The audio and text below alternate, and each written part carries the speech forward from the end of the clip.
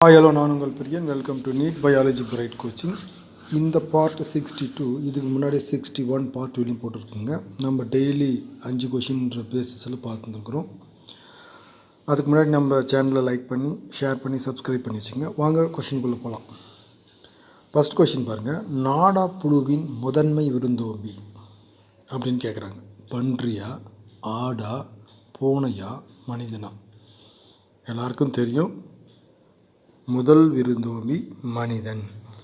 D is the correct answer. Second question பாருங்கள். இழந்த உடல் உறுப்புகளை மீண்டும் மீண்டும் உருவாக்கி கொள்ளும் திறனுக்கு ஏ உறுப்பு மீட்பு, மீண்டும் உருவாக்கல், இழப்பு மீட்டல், எதுவும் இல்லை. இதுக்கு A is the correct answer.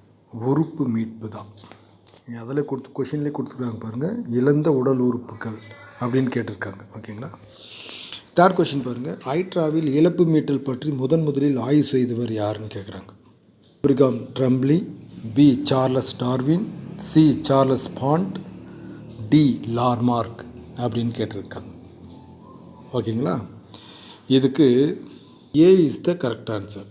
A Abraham Trembley அப்படின்றவர் தான் ஹைட்ராவில் இழப்பு மீட்டல் பற்றி முதல்ல சொன்னவர். ஓகேங்களா?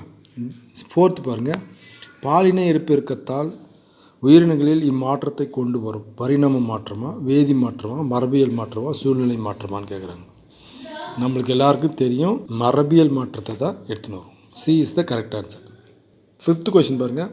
கன்னி இனப்பெருக்கத்தை கண்டுபிடித்தவர் சார்லஸ் பாண்ட், தெலிடோக்கி, ஆபிரகாம் ட்ரம்ப்லி, சார்லஸ் டார்வின் அப்படின்னு சொல்லியிருக்காங்க.